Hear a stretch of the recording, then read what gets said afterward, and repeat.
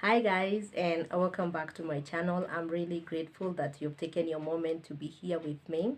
I'm continuing with the part 2 of the story that I had started last time. So welcome, and feel free, sit, enjoy the story, because I'm sharing this for the purpose of just encouraging someone. So the reason that made me really want to share my story is because, one, I am a PK. A PK means that I'm a pastor's kid. I've been a pastor's kid. I think my dad was ordained when I was a child. When I was born, that was when he became a pastor. So having grown in church all my life, through school, through high school, just serving God, and just being in church, and having had a life that is pleasing God and walking in God's ways, then the reason why it was really important for me to have that moment of praying is because when I was about 20, almost 30, let's say almost 30 years, I had explored a bit of life. I had been in two other countries, and I had stayed there on my own, and I was working. So I was just doing life just like a normal girl who wants to continue with life and stuff like that. And then it happened. I became a single mom. That was really devastating for me. You know, that pastor's kid, and everybody is talking about that she's the greatest of sinners. And that's when I came to realize the stereotypes that are there on single women. I mean, it's like they look at single women like they are single-handedly wrecking the world, and the things that they do, even in some churches and most of the places, they will look at you, you're going near their man, and they will think you're just after them. I'm telling you, it's absolutely laughable but highly offensive. I'm telling you, I went into another phase of my life that I never thought people were like that, but it helped me. So when I tell you that I really prayed, I was at a point where my life had just like crashed, crashing. And I thought I didn't know what to do. I didn't even know how to breathe. I'm telling you, it was one of the phases of life that I look back and think, okay, God, you brought me through this. So anybody can get through issues of life that come and shake you, and you don't even know what to do. So it is my encouragement that you can overcome it. You can go through it, and you can come out shining. I'm telling you. But what I did now after that, it was a very confusing period. It was a very painful period for me. It was just so painful. I mean, I can't explain to you how painful it was, having grown in church and having been brought up by a pastor in church, and serving in the CU high school, serving in the university where I was in JQ. I was I was in the CU serving, and then boom. And you know, when you're at a younger age, maybe 2019 or 18 or something, it looks like maybe somebody lied and bought you chicken and you didn't know what to do. I mean, I'm approaching my 30s. I've already worked, I've already seen life. I mean, and then boom, and the guy is gone completely and is not there. So you're there alone with the consequences of everything.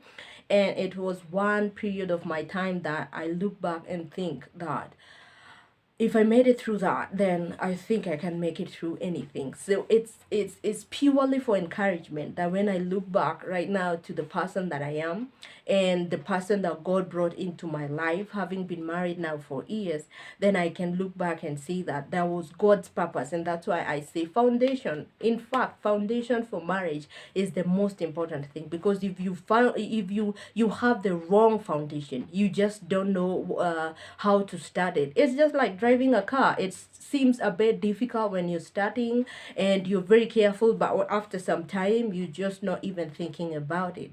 But my most crucial thing that I would say is that pray, and focus.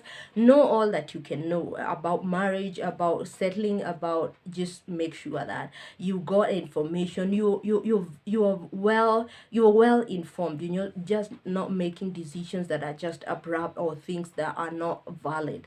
So for me, it was a very painful period for me, and I said, one, of course, I had backslidden, or I had lost track. That is not what God advocates. God advocates for purely staying out of premarital sex. And on that note, I will say premarital sex is sweet poison. Yes, you're gonna drink it, but I'm telling you, it will eventually bring death into your life. And sometimes the death is so devastating when you have, maybe like you get pregnant and you have a child that you have to raise, at times single-handedly, and maybe the pressure, the problems, and the things like that, and it can be very devastating. So on that note, I would really say that it is good. This thing, it will go nowhere.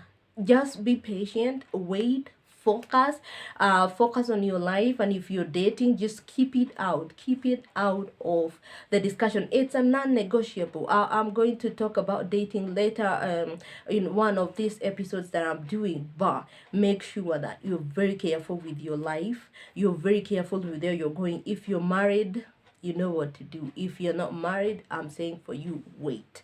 Wait. I will say that again because I know you don't have to go through the pain that I went so that you understand the intensity of it. Learn from me, learn from my lesson. It is much better when you learn it from somebody else. So that period was very devastating for me, and I gave back my life to Jesus, and then I decided I was gonna focus on my life like there is no tomorrow. Like today is the day, and I put my focus on working, and I went back to school. Then now what happened is that there was this guy who was my very good friend. Had been friends in high school. We had been preaching together in the CU and serving together while in high school. And God, in a way, after my prayer and having been faithfully serving in the church and just focusing on my life, I had gone back to school. So had gone back to school. I was going for evening classes, and I was working a day job from 8 to 5. So I was just focusing on my life and building myself and understanding, because the pain that I had gone through was really traumatizing. Though I went through sessions of counseling, and I didn't have any bitterness, I didn't have anything that was holding me back. Though it drained me, it took a lot from me, a lot that I would advocate. Please do not go into that pit and look for a way of coming out. Just avoid it completely. It is much better if you don't get into it, other than thinking of how you would come out of it. So it is much better if you don't go in that direction. So there was this guy, we were praying with. I had told him, he had come to see me and had known, because now we were serving together. Then he heard of the story of what had happened, so he came just to encourage me and stuff like that. Now after a period of time, he was praying and I was also praying, and God, in a good, beautiful way, led us together. So when he led us together, it was just something that was God ordained, because now when I look back, I can see the person that he has helped me to be. He has helped me to be of more service to God, and even to understand myself, to grow. So when I look back, I can see this was really God ordained, and this is exactly what I prayed for. I look back and see that even in the family that I went to join, I found people who were just willing to love me as if I was just their own daughter. We've not had issues since. I don't even understand what people talk about when they are talking about mothers-in-law or stuff like that. That is a queen to me. My mother-in-law is just a queen. She treats me like I wouldn't even have an expression to put it out. But it is very encouraging. Now I look back and see this is what God can do, that when you pray and you honestly pray to God, he really answers prayers, and he comes through for you, such that even in the way forward, he will lead you, he will direct you, he will guide you. So when I look back, I can just encourage someone to just keep on praying and keep working on themselves, and just focus, because God answers. So I just put it across that when I was with my child, now she had grown and she was almost going to school, I had told God that in any way, shape or form, I don't want to ever give my daughter her name, like my name, so that she can use it as a that name. I don't have issues with people who do that, and it is not anything, but for me as a person, that was very crucial for me. So I really prayed and God came through. I'm telling you, when my kid was almost going to school is when now the guy came around, and by the time she was going to school, she had already been in our lives, and we were already planning things. We had even introduced each other to the parents. So it wasn't anything like to go to give her my name. So she just carried on his name, and it was okay. So my main thing is to say that, one, you can overcome everything that comes into your life.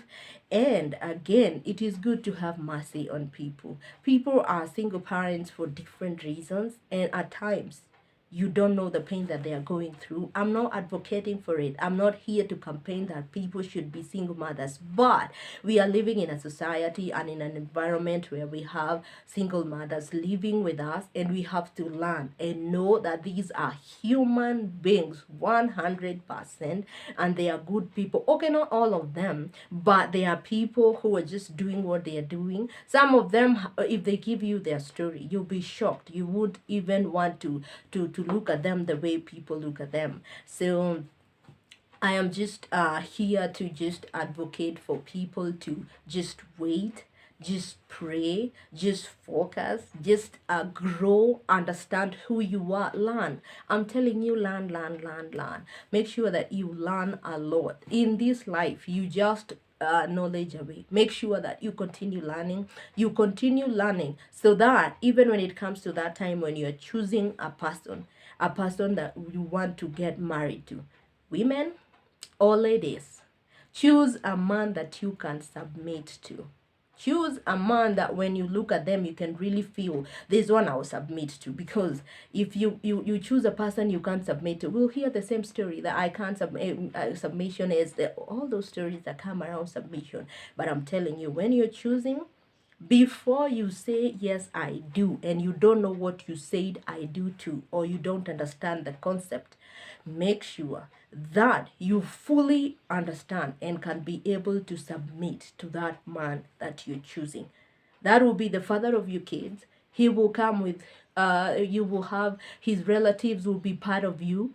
His behaviors will be part of you, because you'll be living in the same house. So I advocate so much for making sure that you make the best choice, you choose wisely.